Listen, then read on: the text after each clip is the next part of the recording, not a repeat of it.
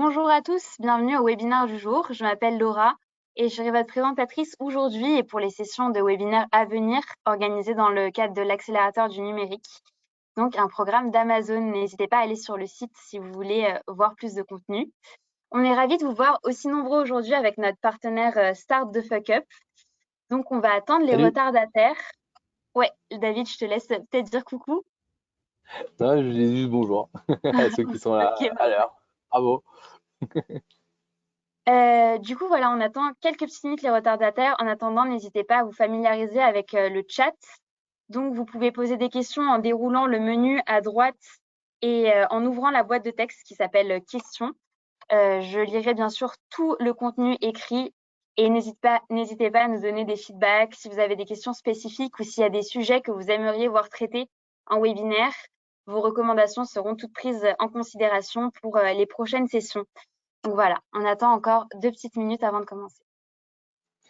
Et ce qui est important de noter aussi, c'est on va parler de lead generation, donc comment avoir des rendez-vous clients. Si vous avez des questions, déjà là, n'hésitez pas à les poser dans le chat, on les prendra en compte au maximum pour y répondre, voilà, que ce soit des questions. Vous pourrez évidemment réagir en live à tout ce que je dirai, mais là, si vous avez déjà de base des grosses questions, n'hésitez pas. Super. Il y a Mathis qui dit hello David. Salut. Il y a Mehdi aussi qui nous dit bonjour. Barbara, Benjamin, Eulalie, bonjour à tous. Est-ce qu'il y On en a va qui pas étaient tarder à déjà là commencer. à mon dernier webinaire quand j'ai parlé des 10 erreurs des entrepreneurs ou pas? Si oui, si vous pouvez le mettre dans le chat, c'est cool. Pour savoir ceux qui sont des Alors, réguliers. il y a Steve, Marie, Rita, Sonia qui ont dit bonjour. Bonjour à toi Kevin aussi. Il y a Waylan qui dit oui, j'étais là. Cool. Bonjour à tous. Donc merci d'être aussi réactifs dans le chat. Je vais te laisser commencer, David. Ok, parfait.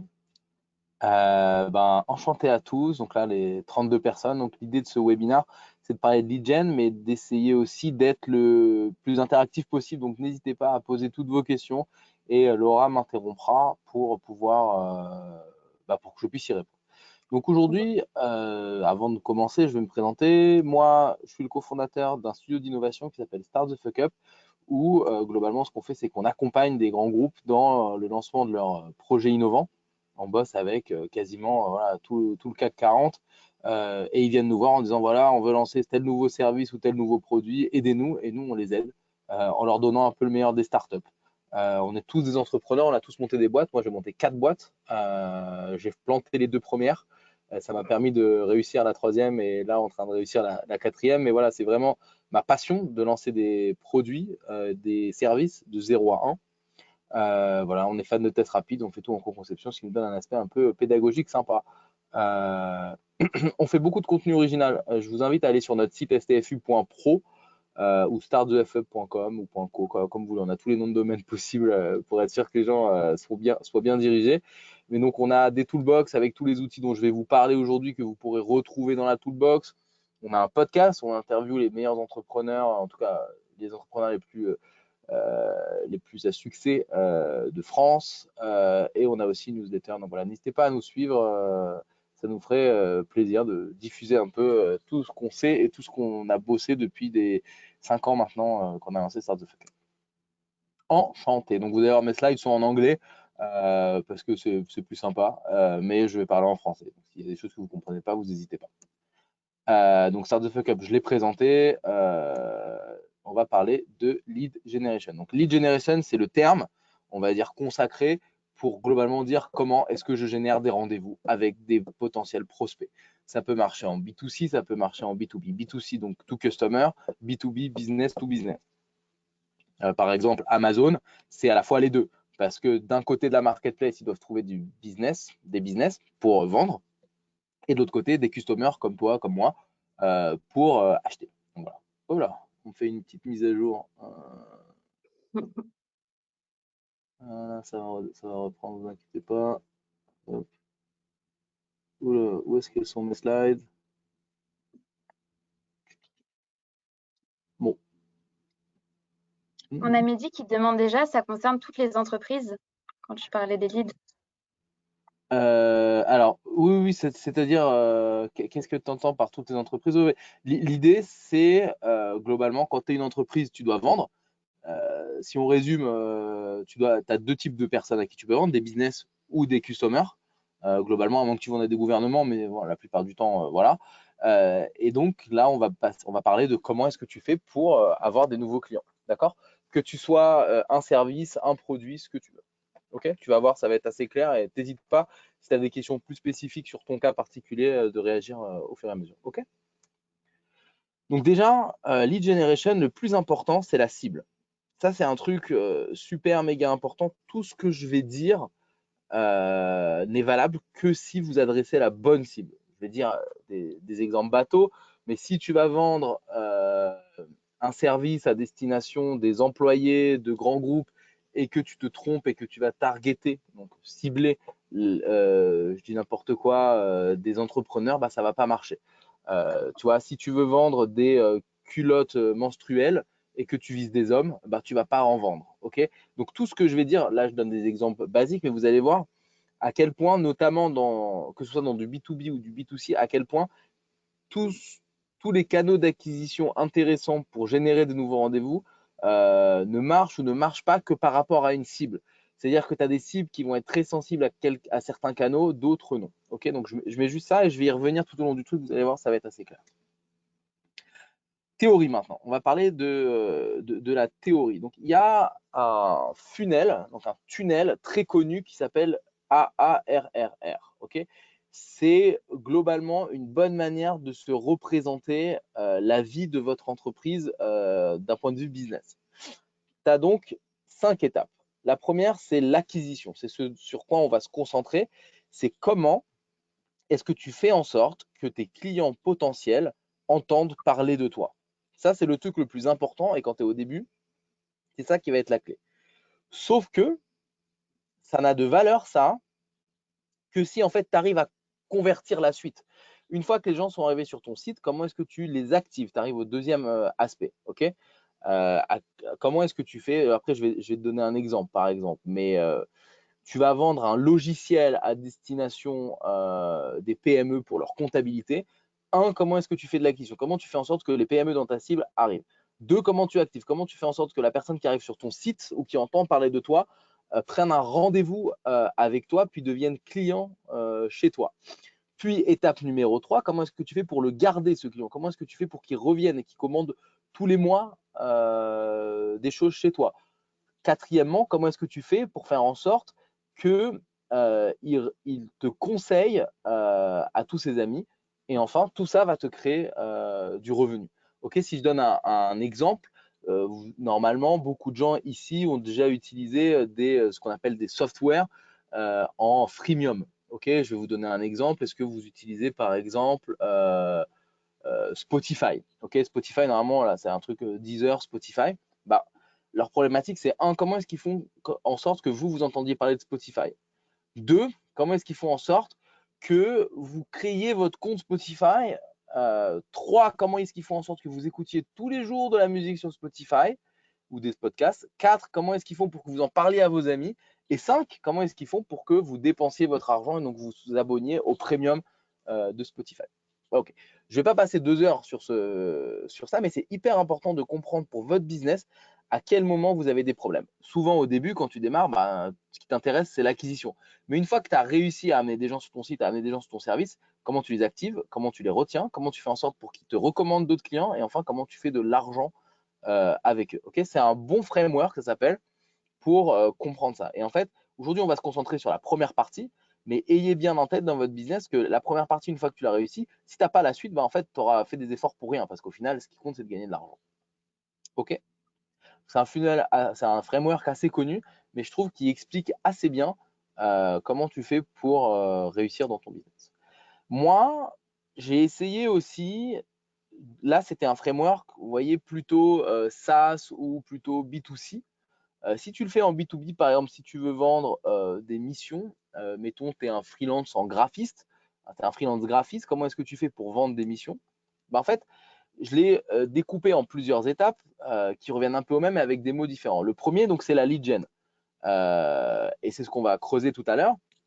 Tu as ce que j'appelle l'outbound, c'est-à-dire comment est-ce que tu vas parler aux gens pour qu'ils entendent parler de toi. Tu as le cold calling, qui est une manière d'outbound aussi qui est spécifique, où globalement tu vas appeler, donc c'est les fameux centres d'appel que vous avez déjà expérimenté probablement. Et enfin, tu as les stratégies d'inbound. Qu'est-ce que ça veut dire inbound? C'est dans l'autre sens, c'est tu fais en sorte que les gens viennent te parler. Comment? En créant du contenu. Ok? Donc là, tu vas directement parler à ton client et ça, tu lui envoies un mail, tu lui envoies des pubs, etc. Ici, bon, tu l'appelles, c'est un truc un peu spécifique. Et 3, tu fais de l'inbound, donc tu fais en sorte qu'il te contacte parce que tu as créé un super contenu pour qu'il ait envie. Ensuite, tu dois le qualifier.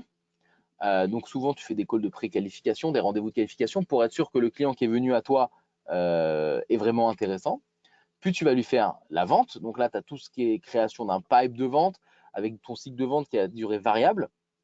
Ensuite, tu as tout ce qui s'appelle, une fois qu'il est client, le customer success. Comment tu fais pour t'assurer qu'il est content et qu'il revienne. Et enfin, c'est la récurrence. Comment est-ce que tu fais en sorte de le relancer assez pour qu'il recommande chez toi et surtout qu'il te recommande à d'autres personnes. Ok? Et c'est ça qui est super intéressant dedans. Et si on pousse un tout petit peu dans les startups qui sont super avancées, en fait, à chacun de ces postes-là, tu as une personne spécifique qui travaille. Tu as une personne qui bosse au marketing pour faire de la lead gen. Tu as une personne qui s'appelle un SDR, qui est un business dev, souvent c'est un peu junior, qui va faire les premiers calls de qualification. Ensuite, tu as le sales qui va faire la vente. Puis, tu as l'account management ou le customer success qui va gérer le compte une fois qu'il est vendu. Et enfin, tu as les inside sales qui vont faire en sorte de gérer la récurrence. Et en fait, quand vous lancez votre business, vous devez être un peu toutes ces personnes-là. Et c'est ça qui est difficile. Mais c'est intéressant de bien comprendre tout ce silo pour voilà, tout cet entonnoir pour vraiment comprendre comment ça marche ton business. Et ensuite, nous, on va se concentrer sur le début, mais c'est important d'avoir cette petite vue d'ensemble pour comprendre un peu toutes les différentes étapes. D'ailleurs, David, il y a Edgar Ouais. qui te demande quelle étape tu conseilles d'automatiser là dans ton framework. Alors, je vais en parler tout à l'heure, mais globalement, la lead gen, c'est automatisable. Il y a deux trucs assez bien automatisables, c'est la lead gen. Et ensuite, tu as un peu d'inside sales que tu peux automatiser avec des relances régulières, même si bon, ça reste quand même de l'humain. Le seul truc que tu peux facilement automatiser, c'est le premier. Sauf que, et je vais en parler tout à l'heure, l'écueil à éviter, c'est que ce que tu automatises, tu ne dois pas l'automatiser dans un premier temps. Tu dois d'abord le faire à la main, d'abord transpirer pour bien comprendre ton client, bien comprendre les messages qui marchent, et ensuite tu automatises. L'erreur, c'est de vouloir automatiser trop vite parce que tu vas automatiser quelque chose qui ne fonctionne pas. Ok? Donc vraiment, attention à ça si vous débutez. Faites tout à la main au début. Do things that don't scale, c'est le fameux mantra de la Silicon Valley pour vraiment comprendre en profondeur votre client et votre business et après vous automatisez. Mais pas dans l'autre sens. Soyez pas avare d'efforts parce que vous allez le payer cher. Il n'y a pas de raccourci dans le business. Tout se mérite. Mais après, une fois que tu as compris, tu peux automatiser. Donc voilà, c'était mon petit laïus important. Et évidemment, si tu ne mesures pas, eh ben, tu ne peux pas l'améliorer. Donc ça, c'est quelque chose de super important. Toujours essayer de mesurer tes efforts. Mesurer en lead gen combien est-ce que tu envoies de messages, combien est-ce que tu as de rendez-vous, à la préqualification, combien continue le pipe, quel est ton pourcentage de signature quand tu as des leads. Ensuite, ton customer success, les clients, c'est quoi le NPS qui te donne? NPS, c'est-à-dire la note qui te donne sur 5 ou est-ce qu'ils recommandent, etc. Et enfin, voilà, combien un client te rapporte, la fameuse Customer Lifetime Value. Voilà, encore une fois, là, je donne des concepts globaux. Chaque business est différent. Moi, par exemple, je bosse avec des grands groupes, c'est-à-dire qu'un grand groupe, il va me signer des gros contrats, mais il ne va pas en signer tous les 4 matins. Et donc, la valeur d'un client est très importante pour moi. Il y en a d'autres, si vous vendez des SaaS B2B à 10 euros par mois, ça sera complètement différent et donc vos efforts seront différents. Voilà. C'est vraiment important de bien noter que là, c'est des grands ensembles, mais que tout est évidemment super spécifique à votre business. Mais là, je vous donne la manière d'analyser global. OK? Yes. On va parler maintenant des canaux d'acquisition. Donc là, je vous ai fait la vue d'ensemble. C'était important pour moi de prendre un petit pas de recul. Maintenant, on va se concentrer sur le début, la lead gen. Donc, pour faire en sorte que des clients qui ne vous connaissent pas vous connaissent, il faut passer par ce qu'on appelle des canaux d'acquisition. Et il se trouve qu'en fait, il y a énormément de canaux d'acquisition. Là, comme ça, j'en ai trouvé une douzaine. OK. Je vous les cite et après je vous dis un peu ce qu'il faut en faire. Parce que c'est sûr que normalement, quand tu démarres dans ton business, tu peux avoir cette peur du vide de dire waouh, il y a tellement de manières d'aller rencontrer mon client qui va de ce qu'on appelle le SEO, donc Search Engine Optimization, c'est-à-dire le référencement naturel sur Google. Tu vends des chaussettes. Si j'écris dans Google acheter chaussettes, et ben tu montes en premier. Tu arrives en premier, ça c'est génial, sauf que ça demande énormément d'efforts.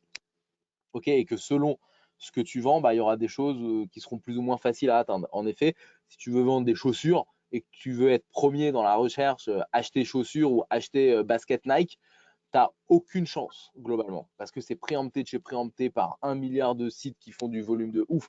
En revanche, si tu vas vendre, je dis n'importe quoi, des cannes à pêche, bah, c'est peut-être beaucoup plus simple d'être premier sur acheter canne à pêche parce que c'est moins demandé, le marché est plus petit, donc tu peux plus facilement remonter. Ou si tu vends un truc encore plus niche, je sais pas, acheter nourriture pour hamster, bah, peut-être que voilà, là tu vas t'en sortir quoique. Voilà. Ensuite, tu as, je vous fais le tour rapide pour bien expliciter, et je trouve ça intéressant d'avoir en tête toutes les possibilités. Ensuite, tu as ce qu'on appelle le direct mail. Moi, c'est un truc que j'aime bien et qu'on va creuser tout à l'heure, c'est quand tu fais du B2B, comment tu fais pour envoyer des mails en direct à tes clients en disant hey, bonjour, je vois que vous avez une boîte de plus de 10 personnes, moi j'ai un logiciel RH qui peut être intéressant pour vous. Ok, ça c'est du direct mail et tu essayes de générer des rendez-vous. C'est quelque chose qui fonctionne quand c'est bien fait et il faut faire massivement. Ensuite, tu as ce qu'on appelle des programmes, c'est dans un ordre au hasard, hein. Tu as des programmes de referral, c'est-à-dire des programmes comme sur Uber. Si tu recommandes Uber à quelqu'un, bah, tu vas gagner 10 euros et lui aura 10 euros de réduc. Voilà. Les boîtes comme Uber le fait, les boîtes comme toutes les boîtes de livraison à la Deliveroo, etc. le font aussi, tout ça, tout ça. Ensuite, tu as l'email marketing, donc à la différence du direct mail, là c'est plus de la newsletter. Ok, donc bah, comment tu informes ta communauté. Ensuite, tu as tout ce qui est merchandising. En fait, dans merchandising, c'est plutôt te mettre sur des marketplaces. Ensuite, tu as tout ce qui est PPC. PPC, donc c'est comme le SEO, sauf que tu payes. Ok, c'est du SEM, il y en a qui appellent ça, ou du SEA, donc Search Engine Acquisition. Donc, on va y revenir tout à l'heure, c'est que tu vas payer pour être le premier à arriver sur Google. Tu peux aussi payer pour être le premier sur Amazon quand tu vends sur la marketplace, ça marche aussi. Ensuite, tu as des événements physiques. Tu peux dire, bah, je vais à un salon pour rencontrer mes clients. Tu peux aussi faire la technique à la papa, ou la technique, on va dire, bah, on va faire de la pub à la télé, on va faire de la pub dans le métro, ou à la radio, ou on va sponsoriser un événement. Ensuite, tu as du print, c'est-à-dire que tu vas te mettre dans la presse écrite. Community service, ça veut dire que tu vas faire du pro bono pour qu'on entende parler de toi. Tu peux faire des publiques relations, c'est-à-dire des articles dans la presse, mais qui sont pas, c'est pas de la pub, c'est des articles écrits sur toi. Et enfin, tu peux faire des partenariats stratégiques. Ok. Donc là, vous avez vu, j'en ai donné énormément. Comment est-ce qu'on choisit parmi tout ça? Moi, ce que je vous conseille, c'est d'en choisir un ou deux grands max qui ont l'air d'être les mieux pour votre business et les mieux ceux qui correspondent le plus aussi à vos qualités. Ok, il y en a qui sont super forts en PPC parce qu'ils ont déjà fait des pubs sur Facebook, etc. Bah, allez là-dessus. Il y en a qui sont super forts pour faire du direct mail. Moi, je suis pas mauvais pour ça, donc allez là-dessus. Il y en a, ils ont un business où ils considèrent qu'il faut faire des événements et donc allez aux événements. Mais concentrez-vous sur deux max vraiment si vous êtes au début de votre business pour ne pas vous éparpiller parce qu'en fait, vous allez devoir monter en compétences dessus. Donc vraiment, choisissez bien en fonction de vos compétences le bon canal d'acquisition. Moi, par exemple, pour Start the Fuck Up, on vend du conseil à des grands groupes, ok. Et ben, ce qu'on a fait au début, c'est qu'on a fait que du direct mail. On a fait que du direct mail pendant plus d'un an, ou voire même 2 ans. On a fait que ça parce que ça fonctionnait bien et qu'on voulait concentrer nos efforts dessus parce qu'on avait des ressources limitées. Et ensuite, une fois que ça s'est passé, eh ben, on s'est dit, on va faire un peu de PPC, on va faire un peu d'event, on va faire un peu de public relations. On a testé public relations, ça ne marchait pas. Donc, on a arrêté. On a une newsletter qui est sympa, qui nous draine un peu. Voilà, on essaye de faire des choses. Mais concentrez-vous au tout début pour faire tourner la boutique sur un ou deux grands max canaux. Voilà. Et je mets un petit laïus aussi sur le partenariat stratégique. Souvent, on a l'impression que c'est le truc qui va nous sortir de la merde parce que c'est trop bien le partenariat stratégique. Tu comprends, il y a un mec qui va me trouver des clients à ma place. Voilà, soyez pas naïfs non plus. Dans la vie, comme je vous ai dit, il n'y a pas de raccourci. Vous allez très très difficilement trouver un partenaire qui va vous filer ses clients et ça va être facile, vous n'aurez pas à transpirer, vous n'aurez pas vous retrousser les manches. Voilà. Ne croyez pas trop là-dedans. Voilà, ça c'est mon conseil. Souvent, on a tendance à surestimer. Évidemment, il y a toujours des cas particuliers, mais voilà. Est-ce qu'il y a des questions déjà sur ça? Ouais, tout à fait. Steve qui demande comment savoir ce qui convient à notre business. Là, normalement, il faut que tu fasses un petit benchmark et que tu regardes ce que font tes concurrents et ce qui marche. Voilà, et ça dépend tellement de ton business. Si tu fais du B2B, si tu fais du B2C. C'est difficile de répondre, mais si tu me donnes ton business, je peux essayer de te donner. Mais voilà, moi, ce que je vous conseille là-dessus, c'est d'être curieux, de lire de la presse spécialisée, d'essayer d'analyser vos concurrents, d'écouter des podcasts sur là où il y a vos concurrents ou des gens dans votre secteur. Voilà, d'acquérir une assez bonne connaissance de votre secteur pour savoir quelles sont les best practices, j'ai envie de dire, dans votre secteur. Encore une fois, hein, sur l'entrepreneuriat de manière générale, c'est pas parce que c'est ouvert à tout le monde que c'est fait pour tout le monde. C'est pas facile. Et donc, ça demande aussi un niveau d'exigence envers vous-même qui est fort. Et donc, c'est votre job de monter en compétence sur votre secteur pour avoir une expertise qui vous permet de savoir, ou en tout cas de bien choisir le bon canal et ensuite de vous former dessus si vous n'êtes pas déjà formé. Et après, parfois, il y a plusieurs canaux qui peuvent marcher. Et bien là, c'est à vous de regarder vos compétences et de prendre des décisions. Parfois aussi, tu prends des décisions un peu à l'aveugle, mais prends des canaux qui te correspondent. Franchement, voilà, si tu sais pas écrire, si tu n'aimes pas écrire, si tu fais des fautes d'orthographe, te lance pas dans de l'email marketing en faisant une putain de newsletter parce que tu n'arriveras pas, parce que c'est pas fait pour toi. En revanche, si tu es super dynamique et que voilà, si tu veux y aller avec ton téléphone, et ben, tu prends ton téléphone et tu fais du call calling là-dessus. Voilà. Vraiment, tout dépend de tes compétences aussi à toi. Chaque boîte, vraiment, moi j'ai vu des boîtes différentes, enfin des boîtes dans le même secteur réussir avec des canaux d'acquisition super différents. Donc ça dépend vraiment aussi de vous. J'ai vu des boîtes qui réussissent en faisant que du call calling, des boîtes qui réussissent sans jamais faire du call calling dans des secteurs qui sont assez comparables. Voilà, donc vraiment, c'est à vous aussi d'écrire votre histoire. Si je continue un tout petit peu là-dessus, il faut considérer chaque canal d'acquisition comme un puits de pétrole. Ça veut dire que quand vous rentrez dans un canal d'acquisition, ça ne va pas marcher tout de suite, comme quand vous commencez à creuser pour du pétrole. Et en fait, il faut réussir à améliorer vos compétences dessus pour finalement et se laisser assez de temps pour réussir, pour finalement trouver du pétrole. Mais à un moment donné, si ça ne fonctionne pas, il faut vous poser la question, est-ce que ça ne fonctionne pas parce que je creuse mal ou est-ce que ça ne fonctionne pas parce qu'il n'y a pas de pétrole? Il n'y aura jamais de réponse sûre à 100%, mais mettez-vous là-dedans. Est-ce que je suis vraiment bon? Est-ce que de l'acquisition, je la fais vraiment bien? Est-ce que j'ai vu des experts qui me confirment que c'est vraiment bien ce que je fais? Et si oui, pourquoi ça ne marche pas? Et essayez d'avoir une analyse qui vous permet de décider, OK, il faut que je me laisse encore un peu plus de temps ou il faut que je change de canal d'acquisition. Mais c'est vraiment comme du pétrole. Vous voyez ça comme des puits de pétrole. C'est pour ça qu'il ne faut pas courir trop de lièvres en même temps, surtout au début quand vous avez des ressources limitées. Nous, par exemple, on a commencé à faire du content marketing, on y reviendra tout à l'heure. Donc d'écrire du contenu, des articles pour que les clients viennent à nous. Ça nous a pris 6 mois pour avoir le premier résultat.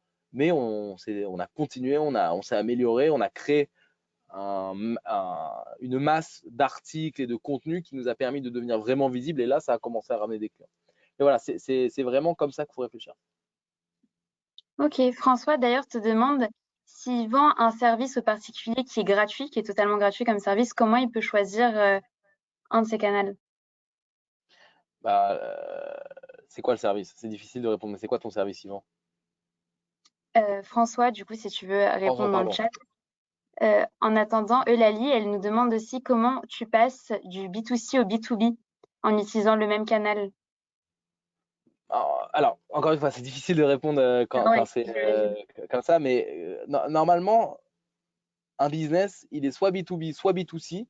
Et quand il est les deux, c'est pas les mêmes choses que vous vendez. Par exemple, Amazon, comme j'ai expliqué au début, il est à la fois B2B sur le côté supply, donc sur les fournisseurs sur le site qui vont mettre leurs articles à vendre, et à la fois B2C dans la demande parce que c'est des personnes individuelles qui vont acheter.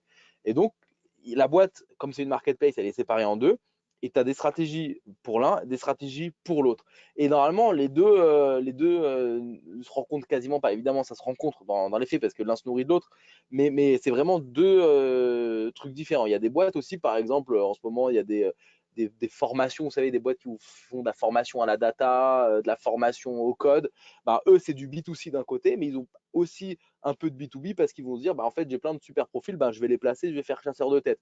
Et bah, mais du coup, c'est pareil, c'est deux business différents. J'ai pas en tête un business qui vend le même truc en B2C et en B2B. C'est très, très, très rare. OK? Donc, du coup, normalement, c'est deux, même quand c'est les deux dans ton business, c'est deux produits tellement différents que tu n'as pas d'interconnexion. C'est deux stratégies différentes à faire pour deux produits différents. Super clair. Du coup, on a eu la réponse de François Ouais, qui nous dit qu'il a un service qui permet de préparer les revenus pour la retraite avec un simulateur de revenus et de correction de carrière. ok. Et comment ils gagnent de l'argent? C'est quoi ton business model in fine? Tu vas vendre de l'assurance avec ça? Tu vends ça aux caisses de retraite parce que ça c'est important. Mais sinon, pour ça, pour moi, d'après ce que tu me dis là, les bonnes manières d'acquérir tes clients, vu que là tu vas être en B2C, ça va être soit du SEA, SEO, c'est-à-dire apparaître sur Google. Deuxième possibilité, tu peux faire du Facebook Ads. Troisième possibilité, mais je ne sais pas si c'est vraiment dans ta cible, mais tu peux essayer de créer une communauté sur les réseaux sociaux. Et enfin, je pense le dernier truc, c'est de faire du contenu. Mais le contenu, finalement, ça sera interconnecté parce que le contenu, tu pourras le pousser sur Google pour être mieux référencé. Ça va te permettre d'être mieux référencé sur Google. Tu pourras le pousser sur Facebook pour avoir plus de clics sur tes pubs. Et voilà, ça va s'auto-alimenter. Mais pour moi, tu es dans un secteur B2C. Donc, il faut que tu regardes, si on regarde le truc, tu vois, les public relations, ça peut t'aider. C'est à toi de choisir. Mais par exemple, tout ce qui est direct mail, ça ne marchera pas. Tu peux créer une newsletter super intéressante en faisant du contenu, mais je vais expliquer tout ça dans la suite. Tu vas avoir différentes stratégies. Mais encore une fois, il n'y a pas de règle, hein. C'est pas des maths. C'est toi, ta capacité à faire quelque chose qui sort du lot sur le secteur, enfin sur le canal que tu as décidé de faire. Ok? Yes, et pour te préciser, il t'a dit que il a la vente de PER, des services à la carte, de simplification de carrière aussi. Ouais, ouais. Voilà pour Ouais, son cas. en fait, ces gens-là, tu leur donnes un service gratuit, mais c'est ton acquisition et après, il faut que tu arrives à leur vendre quelque chose. Donc, tu fais finalement, c'est une sorte de cheval de Troie pour réussir à les obtenir. Donc, voilà, c'est du B2C pur. Donc, voilà, ça peut être. Si c'était moins des vieux, pour la retraite, c'est des gens plutôt vieux, tu aurais pu faire des réseaux sociaux. Ça aurait été super bien de créer une communauté. Mais sinon, tu peux faire du Google, être présent soit en SEO, soit en PPC. Tu peux aussi faire des médias et voilà, créer du contenu. Je pense globalement, la clé pour toi là-dedans, c'est de créer du bon contenu pour faire en sorte que les gens viennent sur ton site et après tu peux pousser ce contenu-là sur des sites. Ok? En mode calculer votre retraite et hop, les gens cliquent sur ta pub Facebook et arrivent. Mais voilà, moi si j'étais toi, je privilégierais Google, Facebook et je ferais du contenu. Comme ça, hein, en deux secondes. Mais j'ai pas la science infuse hein, pour regarder ce que font tes concurrents. Ok, on va parler rapidement de Digital Outbound. Donc là, je vous mets un petit disclaimer. On va avoir plein d'outils. Je ne pourrai pas rentrer dans les détails. Vous pouvez les noter, vous pouvez regarder.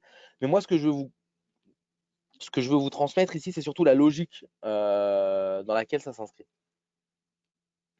Donc déjà, Digital Outbound, donc je vous ai dit comment en digital, je vais aller à la rencontre de mes clients. Il y a trois grands canaux.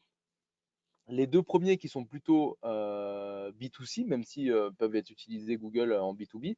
Et le troisième qui est exclusivement B2B, c'est LinkedIn. Ok. Le premier, c'est Google. Donc évidemment, pour ceux qui, voilà, selon votre niveau, il y a deux grands aspects dans Google quand vous faites une recherche. Il y a en haut les premières pubs où là où il y a écrit annonce, ben, c'est les ads. C'est des gens qui payent aux enchères et selon le mot-clé, tu payes un certain prix. Par exemple, si tu tapes, comme je reviens sur mon exemple, chaussures, basket, ça va peut-être te coûter 10, 20 euros. Là où c'est le plus cher, c'est par exemple si tu tapes vol Paris-New York, là, c'est des prix au clic qui sont énormissimes. Et en revanche, si tu prends des trucs qui s'appellent long train, par exemple, le mec qui tape, je dis n'importe quoi, canne à pêche spécial pour lac asiatique, ben, lui, il va pas coûter très cher du tout. Donc ça te permet de choper des clients qui arrivent sur ton site. Euh, la deuxième partie, c'est ce qu'on appelle le SEO, donc le référencement naturel. Et là, en fait, ça va te permettre d'être bien, tu vas pouvoir être bien classé sans payer. En fait, tu ne payes pas le clic, chaque clic ne te coûte rien. Mais pour être bien classé, il va falloir que tu crées beaucoup de contenu de la bonne manière pour réussir, que tu aies beaucoup ce qu'on appelle de backlink, donc de sites qui réfèrent à toi, pour pouvoir influencer l'algo de Google et qu'ils disent OK, ce gars-là propose le contenu qui correspond à la recherche tapée et tu remontes ici. Donc c'est une bonne stratégie long terme. Et comme je vous ai dit, moi je connais une boîte qui faisait une agence PowerPoint. C'était les premiers à faire ça. Bah, quand tu tapais agence PowerPoint, vu qu'il y avait quasiment que eux et qu'ils étaient bons en SEO, bah, ils étaient tout en haut. Et bah, du coup, dès que quelqu'un tapait ça, bah, ils avaient énormément de leads qui arrivaient là-dessus. Okay, donc c'était super spécifique. Moi, je fais une agence d'innovation. Être en haut SEO, c'est un peu plus compliqué. Peut-être que les gens tapent un peu moins agence innovation que ça. Donc voilà, chaque boîte est spécifique. Donc là, un deuxième exemple. Si je tape Build a Marketplace, vous avez ShareTribe qui va payer pour être en haut et ShareTribe qui est aussi le meilleur en SEO. Donc eux, ils ont les deux. Ils payent pour être sûr qu'on leur pique pas la première place. Et en plus de ça, ils sont super forts en SEO. Après, voilà, peut-être ça a changé depuis le temps où j'ai pris le screenshot, mais voilà, vous pouvez faire des tests sur votre Google en tapant des trucs et voilà, si vous n'êtes pas familier avec ça. La petite clé avec Google, si vous voulez démarrer, ben, c'est qu'il faut prendre 5-10 mots-clés sur lesquels vous mettez des enchères. Il faut avoir un petit budget, mais pas non plus énorme. Vous faites de l'A/B test en changeant, vu que vous pouvez payer lorsque vous mettez la Launcher Marketplace ShareTribe for 30 days for free. Tu peux changer le thème, etc. Voilà. Et évidemment, après, ce qui compte, c'est la qualité de ta landing page, donc la qualité de ton site web. Est-ce qu'il convertit bien parce que tu payes le clic. Ensuite, tu as Facebook. Facebook, donc voilà, vous connaissez les pubs sur Facebook. Quand je dis Facebook, c'est aussi sur Insta, c'est le même groupe, c'est pareil. Donc voilà, tu peux être un peu partout. C'est quoi l'avantage? L'avantage, c'est que quand sur Google, tu vas cibler une requête, donc c'est-à-dire un besoin identifié, sur Facebook, tu vas identifier des personnes. Pour reprendre l'exemple de François, je crois, qui faisait de la retraite, il y a beaucoup plus de probabilité, selon moi, peut-être que je dis des bêtises, mais d'aller choper des gens sur Facebook parce que tu vas peut-être pas taper de toi-même calculer ma retraite. Quoique, en vrai, si tu peux. Mais en gros, du coup, tu as les deux types de personnes. Tu as les personnes qui vont cliquer sur calculer ma retraite. Donc, eux, tu vas les choper sur Google. Mais tu as aussi toutes les personnes qui sont dans cette cible-là. Donc, je te dis n'importe quoi. Les personnes qui ont entre 50 et 60 ans ou 65. Ça dépend qui passe aux élections, entre 60 et 65 ou 50 et 65, et qui vivent dans telle ville, etc. Parce que tu sais que voilà, dans les urbains, ils attendent la retraite, j'en sais rien, et ben tu peux aller les choper. Donc c'est ça qui est intéressant avec Facebook. Facebook, tu vas cibler des gens, des audiences, quand sur Google, tu vas cibler des besoins. Par exemple, quand tu vas vendre des chaussures, Facebook, Insta, ça a l'air mieux parce qu'il y a peu de chances que tu écrives acheter chaussures rouges, quoi. Ok, même s'il y en a, mais voilà, si tu as une nouvelle marque de chaussures et que tu vends pas du Nike, tu vas créer ta marque, bah il y a peu de chances que les gens tapent le nom de ta marque, il y a peu de chances que les gens tapent exactement le type de modèle que tu fais. Donc là, il faut plus que tu ailles sur du réseau social comme Facebook pour aller montrer des pubs hyper avec la gueule de ta chaussure. Ok, donc voilà, ça c'est intéressant. On passe au dernier, c'est LinkedIn. LinkedIn, donc là, c'est pure B2B. En fait, dans LinkedIn, quand vous voulez faire du sales, il y a le LinkedIn Premium qui coûte 70 € par mois, qui est le plus intéressant, qui s'appelle Sales Navigator. Donc, quand vous cliquez sur Premium, faut acheter le truc Sales Navigator. En fait, c'est quoi? C'est un énorme moteur de recherche qui va vous permettre, selon plein de filtres, de faire des sélections de profils. Par exemple, je peux décider de prendre tous les gens qui ont tel titre, qui sont dans leur poste depuis tel temps, qui sont dans une boîte qui a plus de tant d'employés. Et en fait, comme ça, tu vas pouvoir, par exemple, nous, on cible les directeurs de pôle innovation des groupes qui emploient plus de 5000 personnes. Et ben, en faisant des recherches comme ça me sort 500 personnes qui correspondent à ma cible. Et ben, ces 500 personnes, c'est mes 500 prospects. Et hop, je les chope et je leur écris un par un. Globalement, ça, c'est une super technique quand tu veux faire du B2B, si tu connais bien ta cible, si tu sais qui tu vises, tu les chopes et tu leur parles. Et ça, c'est super puissant, quoi. C'est le truc le plus puissant du monde en B2B et ça fonctionne quand tu fais des bons messages. Moi, mon conseil, si vous voulez faire du LinkedIn, c'est de ne pas automatiser tout de suite. Je vais vous montrer dans un instant des outils pour automatiser rapidement, mais globalement, c'est LinkedIn, donc Sales Navigator, et un petit CRM. J'ai mis HubSpot, j'ai mis Pipedrive, ça peut même être un Excel pour relancer, parce que la clé, c'est la relance. Donc, tu prends les 100 profils qui t'intéressent, tu les ajoutes tous sur LinkedIn, puis une fois qu'ils t'acceptent, tu vas leur écrire des messages et tu vas noter tout ce que tu fais, relance 1, relance 2, relance 3, sur HubSpot, sur Pipedrive, pour pas oublier de les relancer régulièrement. Et si tu fais ça, et ben, au bout de quelques semaines, tu vas avoir des réponses, des rendez-vous. Ou alors, si tu es complètement à côté de la plaque, tu vas te dire, est-ce que c'est la bonne cible? Est-ce que c'est le bon message que j'envoie? Et tu vas pouvoir itérer et améliorer ça. Moi, c'est ce que j'ai fait au début et ça m'a permis d'avoir des premiers rendez-vous et des premiers clients et d'affiner. Ensuite, une fois que tu as fait ça, tu peux passer à l'étape 2 et tu peux commencer à automatiser un peu, notamment via des messages LinkedIn. Il y a un outil qui s'appelle Prospecting qui est très sympa et qui te permet tout simplement dans ta recherche Sales Navigator, de l'extraire et d'envoyer des messages automatiques, des boucles de messages, donc des scénarios où tu dis message 1, s'il ne répond pas au bout de 5 jours, message 2, s'il ne répond pas au bout de 5 jours, message 3. Ok, comme ça, tu as moins besoin de passer du temps, mais pour ça, il faut que le message il ait été testé avant parce qu'il faut qu'il fonctionne. Ok, prospecting, ça ressemble à ça, voilà, c'est tout con. Tu sélectionnes les personnes, tu crées ton scénario, là, un peu sur la droite, vous pouvez le voir, et ça te donne toutes les stats. Donc, voilà, ça, c'est un bon outil pour commencer à automatiser, en sachant que vu que tu es sur LinkedIn et qu'il y a des restrictions, tu ne vas pas pouvoir contacter plus que 100 personnes par jour. Donc voilà, c'est petit à petit, mais c'est une bonne manière de commencer l'automatisation. Il ne faut pas être trop bourrin là-dessus, c'est important. Et enfin, je dis bien enfin, et là vous allez voir, vous allez avoir un peu mal à la tête parce que je vais devoir passer assez vite sur cette partie.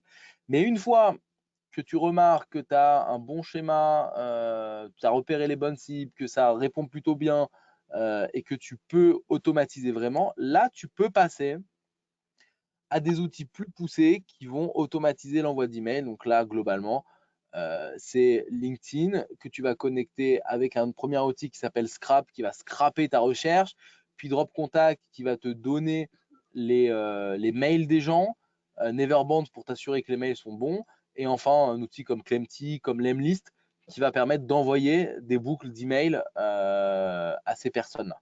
Ok, donc c'est la même logique tout à l'heure qu'avec Prospecting, sauf que là tu le fais par mail. Donc en fait, ça va faire croire à ton client, enfin, ça va envoyer automatiquement des vrais emails, pas des newsletters, des vrais emails à tes clients potentiels, et ils vont pouvoir y répondre en pensant que c'est vraiment toi qui as pris le temps de leur écrire. L'avantage dans Clenty, c'est que tu peux mettre, donc Clenty ou Lemlist, de ces outils-là, c'est que tu peux mettre énormément de champs dynamiques avec de la personnalisation que tu choisis. Et donc là, c'est toujours pareil, plus tu personnalises, plus c'est chronophage, mais plus tu as de taux de réponse. Et donc, c'est à toi de trouver le juste milieu là-dedans. Pour vous montrer très rapidement, donc Scrap, c'est des outils tout courts, c'est des plugins Chrome. Tac, tu cliques, ça te sort le mail du mec et ça peut te le faire par batch où tu prends les 300 personnes de ta recherche LinkedIn. Tu cliques sur Scrap et hop, ça va tout te sortir. Ensuite, Drop Contact, une fois que ça t'a sorti un fichier Excel, tu le mets sur Drop Contact, ça va te nettoyer l'email, ça va te nettoyer toute ta recherche et tu vas avoir des trucs propres avec le prénom, le nom, l'email, etc. Neverband, voilà, pour t'assurer, mais normalement, c'est même plus nécessaire. Et ensuite, Clenty pour créer des boucles où tu dis bonjour, voilà, et tu mets plein de champs dynamiques. Je vous laisse. Moi, j'ai mis Clenty parce que c'est ce qu'on utilise. On utilise aussi Lemlist. Voilà, fallait en choisir un. De ces outils que je vous montre là, à chaque fois, il y en a 4. Hein. Là, je vous donne ceux que nous on utilise, mais il y en a 4 autres qui sont tout aussi bien pour chacun des trucs. Donc Scrap, il y en a d'autres. Tu peux utiliser Hunter, tu peux utiliser Casper, tu peux utiliser ce que tu veux. Drop Contact, il y en a probablement d'autres. Clenty, il y a Lemlist. Avant, on utilisait Woodpecker. Il y en a toujours plein. Mais l'idée, c'est d'en prendre un et d'y aller, quoi. Ok, et tout ça, là, toute cette stack, ça va vous coûter 200, 300 balles par mois, grand max. Et ça va vous permettre de tout automatiser. Donc, ça veut dire qu'en fait, pour 300 balles, vous avez l'équivalent d'un employé qui fait que ça toutes ses journées. Donc, c'est quand même pas mal. Et en plus, évidemment, ça vous permet de tout mesurer, le nombre d'envois de mails, le nombre de taux de livrabilité, le taux de réponse, etc. Voilà, pour pouvoir vous améliorer en continu. Voilà, ça c'est une petite stratégie B2B qui est assez intéressante pour pouvoir tout automatiser dans votre lead gen. Mais c'est à ne faire qu'une fois que vous avez un business qui tourne. Il ne faut pas démarrer avec ça. Okay. Est-ce qu'il y a des questions là? Je suis désolé, je vous ai fait un peu mal à la tête. Je suis allé un peu vite là-dessus, mais bon, l'idée c'est de vous montrer une petite overview de tout ça. Alors, il y a pas mal de questions sur des cas particuliers. Mais d'abord, il y a Léo qui demande justement quand est-ce qu'il faut embaucher quelqu'un pour trouver plus de prospects. Le jour où en fait, tu embauches le jour où tu as craqué le problème. Tu n'embauches pas pour craquer un problème au début.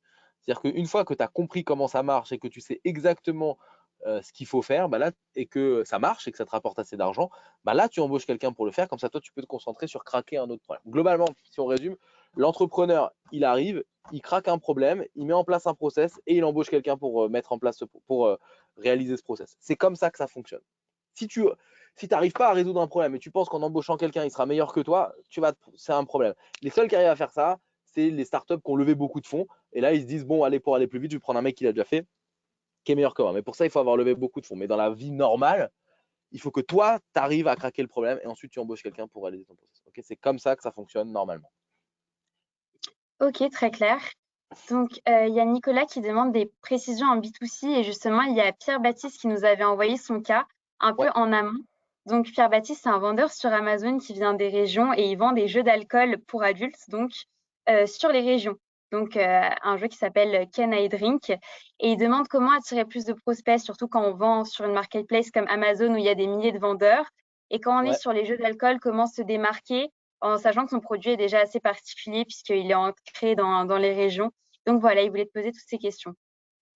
Alors pour moi, tu as bon, déjà vu que c'est du e-commerce globalement que tu fais, que tu vas Ouais. vendre un produit.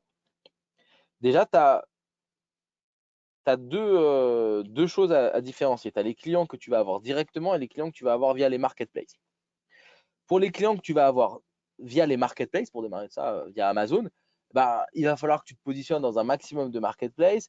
Il va falloir que tu aies le maximum d'avis sur ces marketplaces-là pour te faire remonter et faire en sorte que les gens te laissent des bons avis. Donc là, tu peux aller voir tous les gens qui ont acheté et les contacter en disant hey, salut, si tu as aimé, mets-moi des bonnes étoiles. Tu peux aussi, d'une autre manière, faire tout ce que tu peux pour que tous tes potes te mettent des étoiles ou des reviews ou faire ce que tu veux pour augmenter ta crédibilité là-dessus. Parce que quand tu achètes sur Amazon, quand il y a plusieurs services équivalents, bah, tu vas toujours regarder le nombre de commentaires, le nombre d'étoiles, etc. Et tu peux aussi, dans une autre mesure, payer Amazon, tu peux payer pour être en haut des recherches sur certains types de recherches, un peu comme tu pourrais le faire sur Google. Donc, si ça a un intérêt pour être plus haut, et là, voilà, c'est à toi de calculer ton retour sur investissement pour être le lien sponsorisé en haut quand tu fais jeu d'alcool sur Amazon, être tout en haut, combien ça coûte, etc. Donc, ça, c'est la première stratégie et te mettre sur d'autres marketplaces qu'Amazon pour avoir accès à un maximum de clients. Ensuite, tu as le deuxième aspect qui est comment tu montes tes clients en propre.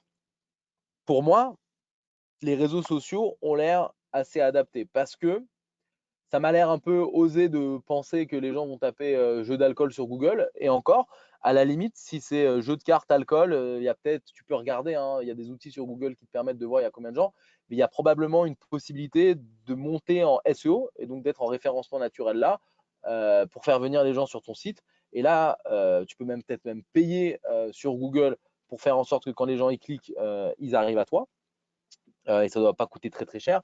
Encore une fois, là, c'est des arbitrages à faire en fonction du coût par clic.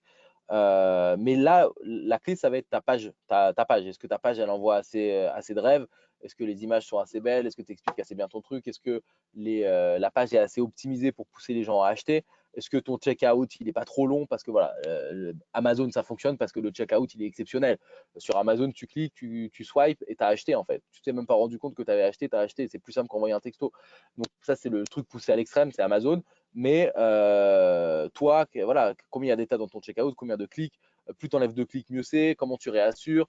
Voilà, ça c'est tout ça qui va te permettre d'augmenter ce qu'on appelle d'augmenter ton taux de conversion et donc de baisser, plus tu augmentes ton taux de conversion, plus tu baisses ton coût d'acquisition. Parce qu'il y a plus de gens qui convertissent, donc le coût d'acquisition d'un client te coûte moins cher, budget égal. Et enfin, le dernier truc que tu peux faire, bah, c'est les réseaux sociaux. Faire des pubs sur Facebook, créer une communauté sur Instagram avec des posts marrants, voilà, tout ce qui est community management. Tu peux créer un truc autour de ça, créer un buzz. Et la dernière chose que tu peux faire, même si ça j'y crois un peu moins, c'est de faire de la relation presse, réussir à avoir des articles sur le Figaro qui disent ce nouveau jeu va révolutionner vos soirées entre amis, des conneries comme ça. et tu peux un peu rigoler avec ça. Voilà. Ça, c'est le dernier truc.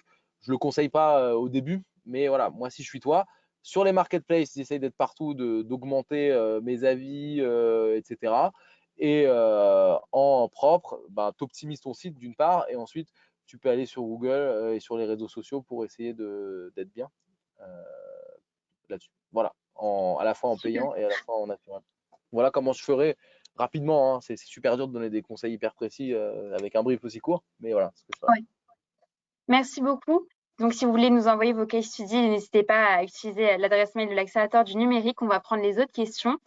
Donc, Quentin nous dit: Salut David, tu dis quoi à un prospect froid pour attirer l'attention et lui présenter ton produit et enfin closer? Alors, bah, déjà, normalement, ton prospect, s'il a pris rendez-vous, c'est qu'il n'est pas si froid. OK. Et si tu fais du cold email, par exemple, et donc que tu ne sais pas si le mec va être chaud ou pas, la clé, c'est de faire des messages courts qui ne parlent pas de toi, mais de son problème. Et faut pas oublier que c'est toujours une histoire de masse. Il faut arriver au bon endroit au bon moment. Moi, je le sais plus que n'importe qui parce que je vends des missions de conseil. Donc souvent, c'est quand le mec il a cette mission qui arrive et qui se pose la question qui dure 2 semaines, putain, quel prestat je vais mettre dessus, c'est là où je dois arriver. Donc d'une part, tu dois envoyer des messages super régulièrement. Nous, globalement, tous les 3 mois, les mecs ils reçoivent des messages de notre part, nos prospects. Et d'autre part, tu dois les intéresser. Donc les intéresser, c'est-à-dire qu'il ne faut pas parler de toi, il ne faut pas faire des messages longs, il faut essayer de parler d'eux. L'idéal, c'est de parler de leurs problèmes, de dire salut, je pense que tu as ce problème-là, et il se trouve que moi, j'ai créé une boîte juste pour résoudre ce problème-là. Et plus tu es précis dans le problème, plus ça le touche, mieux c'est. Et donc, plus tu vas segmenter, par exemple, de dire, de pas mettre les mêmes messages pour des gens qui ont des PME dans tel et tel secteur, de telle et telle taille. Ça permet de dire, par exemple, moi, j'ai une PME, on est 12 dans le secteur de l'innovation, on est un cabinet de conseil. Si tu m'écris, salut David, je vois que tu diriges une boîte dans un studio d'innovation d'une quinzaine de personnes. J'imagine donc que tu as ce problème-là. Et si, donc je vais la lire ta première phrase. Et si ce problème-là, c'est vraiment le problème que je ressens à ce moment-là, là, je vais lire la suite. Si c'est un problème que je ressens pas à ce moment-là, je vais arrêter de lire parce que je reçois 10 mails par jour comme ça. Mais tu vois, c'est pas parce que moi je réponds pas que c'est nul ton message, c'est juste que tu n'arrives pas au bon moment. Mais donc si tu m'envoies des messages tous les 3 mois et qu'à un moment donné, comme je suis bien ciblé a priori, euh, je tombe sur ce problème-là qui arrive, bah là, je vais te répondre, tu vois. Au début de ma boîte, par exemple, j'avais un problème de planifier ma trésor. Je n'ai pas trouvé d'outil, j'ai pas été appelé parce que j'étais probablement trop petit, donc j'ai créé mon outil tout seul. Et quelques mois plus tard, j'ai été contacté par une boîte qui faisait ça. Je leur ai dit, putain, c'est dommage, si vous m'aviez contacté 6 mois avant, ça m'aurait intéressé. Là, j'ai créé mon outil, j'en suis satisfait. Merci, au revoir. Mais tu vois ce que je veux dire, c'est toujours arriver au bon endroit au bon moment. Et quand tu arrives au bon endroit au bon moment, ton message compte. Et donc là, le message, c'est des messages courts qui parlent des problèmes de tes clients, qui rapidement présentent ce que tu fais, mais très rapidement en une phrase. Et ensuite, tu peux continuer dans la boucle en poussant du contenu. Regardez, on a écrit ce truc-là. Moi, une fois, j'ai été donc prospecting dont je vous ai parlé tout à l'heure. Comment est-ce que j'ai commencé à utiliser? Il m'a envoyé un message sur LinkedIn. Il m'a dit: Salut David, je vois que tu fais du conseil. J'imagine que tu fais de la chasse. Voilà 3 articles hyper intéressants que j'ai écrits sur la chasse. Et en fait, les 3 articles, les titres des 3 articles, c'est vraiment mes problématiques. Comment faire en sorte que le prospect il ouvre ton mail? Comment faire en sorte que le prospect il réponde à ton mail? Comment faire en sorte d'optimiser ton taux de rendez-vous? Bah, je me dis, c'est exactement les problèmes que je me pose. Et bah, du coup, j'ai regardé les articles, c'était intéressant ce qu'il disait, et j'ai pris un rendez-vous avec le sales pour closer. Et c'est comme ça que j'ai utilisé. Donc voilà, j'ai essayé de répondre un peu court. Il n'y a pas c'est comme comment est-ce qu'on fait pour séduire, tu vois. Il n'y a pas de réponse absolue, mais globalement, arriver au bon endroit au bon moment et parler de l'autre, c'est déjà pas mal. Après, évidemment, faut que ton produit soit bien, hein. Sinon tu n'arriveras pas. Mais c'est comme ça normalement que tu crées l'attrait. Yes, très clair. On espère avoir fait le tour de cette question. Donc, une petite question, Benjamin, merci pour ta patience qu'il avait posée au début, mais je l'ai trouvée intéressante pour la fin. Alors, il nous dit, générer des leads, c'est bien, mais générer des leads qui convertissent, c'est encore mieux.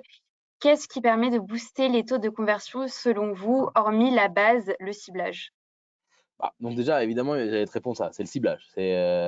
Si la cible est vraiment adaptée à ton produit, bah, elle va mieux convertir. Ensuite, c'est du travail de longue haleine, d'essayer de comprendre pourquoi ça ne convertit pas, qu'est-ce qui manque dans ton offre, dans ton produit, pour réussir à améliorer tes taux de conversion petit à petit.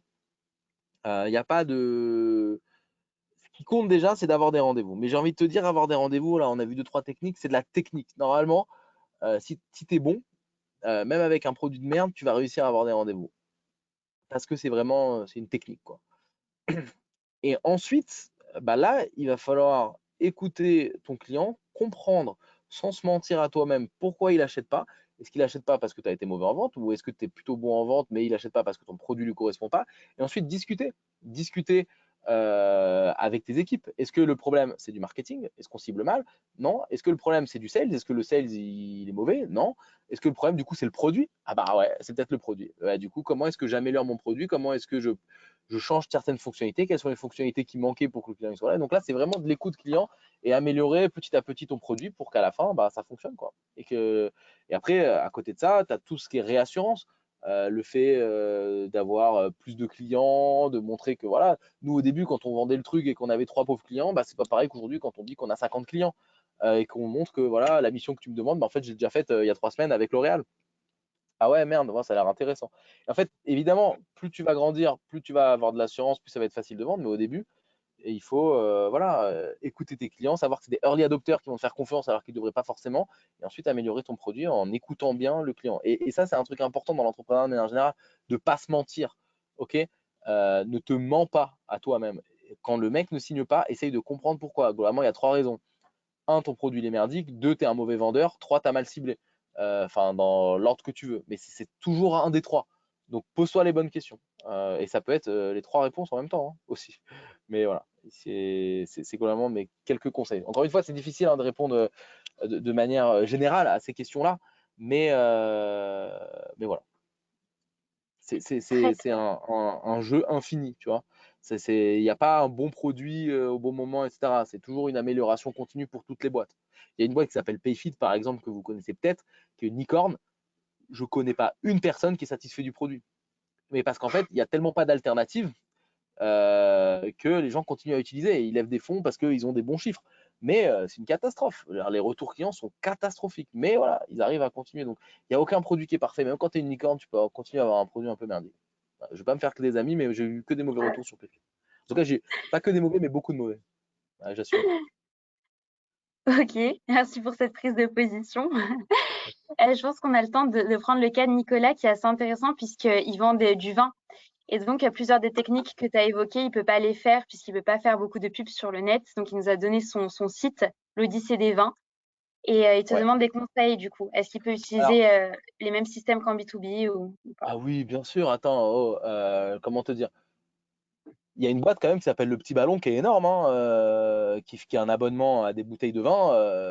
Ils cartonnent les gars, hein, donc c'est pas impossible. Et après, je connais pas très bien la réglementation, mais moi, si je suis toi, je vais m'abonner au Petit Ballon, je regarde tout ce qu'ils font, je regarde leur stratégie marketing, j'essaye de contacter leur directeur marketing et de choper des infos, soit en postulant chez eux, si tu veux faire le pirate, soit en les appelant en disant voilà, je monte un truc équivalent, je charge des conseils, est-ce que tu as des conseils à me donner? Parce que les gens, ils s'entraident hein, dans le monde de l'entrepreneuriat. Globalement, les gens sont plutôt sympas. Entre entrepreneurs, on se soutient.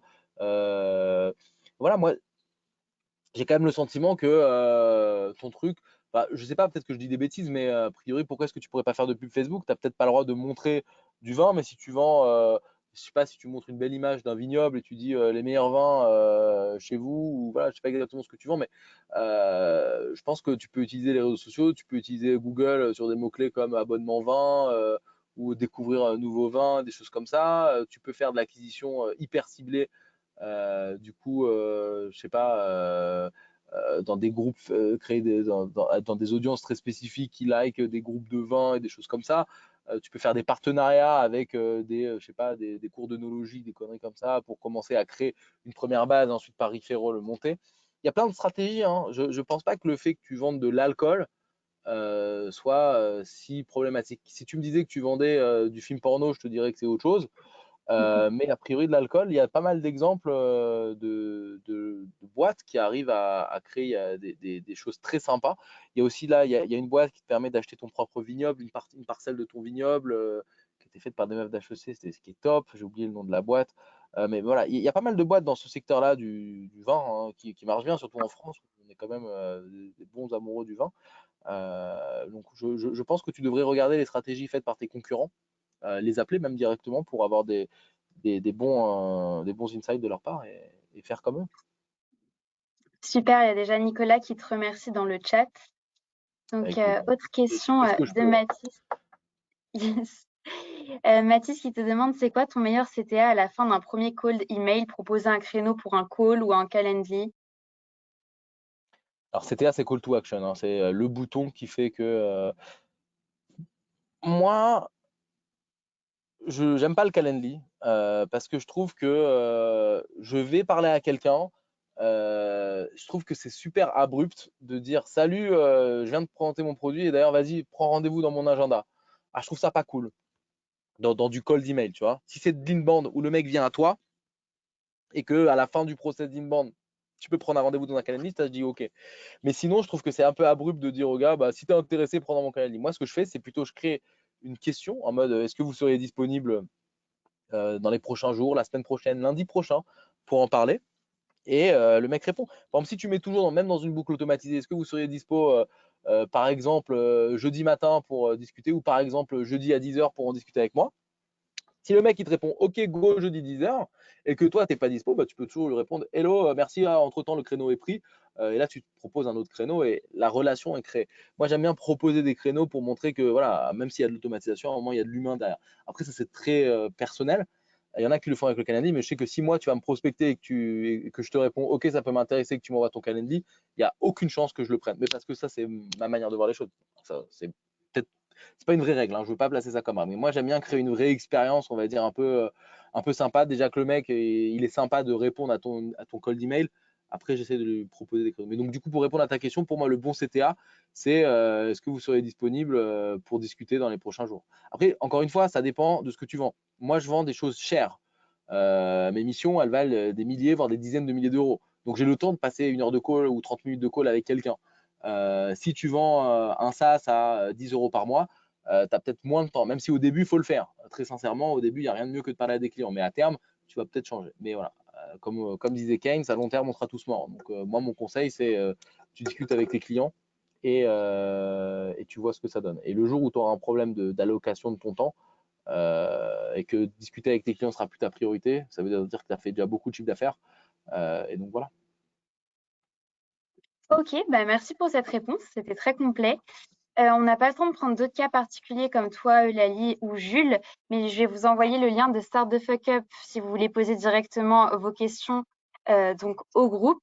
On va conclure le webinaire là-dessus. Du Et coup, je je vous termine peut-être remercie. avec un dernier petit truc. Oui, bien sûr. Si vous voulez me contacter, hop, j'ai préparé, il y avait plein de slides au cas où, mais voilà. Hop, mon mail. Donc si vous avez des questions, etc., vous n'hésitez pas à m'écrire un petit mail, david.flac@stfu.pro. Voilà, Super. voilà. Bah, merci à tous pour votre intervention dans le chat et merci à toi, David, pour ce webinaire qui était Avec plaisir. super intéressant, j'ai trouvé, sur les leads. N'hésitez pas à répondre à notre questionnaire de satisfaction que vous allez recevoir directement à la fin donc, du webinaire. Et à bientôt pour les prochaines sessions sur l'accélérateur du numérique. Je te laisse le mot de la fin, peut-être, David. Non, bah voilà, lancez-vous si vous le faites et voilà, pensez que la lead gen c'est toujours un puits de pétrole quoi. Chaque canal, il faut vraiment progresser, bien creuser et se donner le temps pour que ça fonctionne. Et à un moment donné, évidemment, changer de canal si ça marche pas, mais donnez-vous le temps. C'est pas, ça marche pas en 2 mois. Voilà. Top. Donc, j'ai mis l'adresse de David dans le chat également. N'hésitez pas à le contacter. Très bonne journée. À bientôt. Merci beaucoup. Au revoir. Hop. C'est bon, je peux me déconnecter.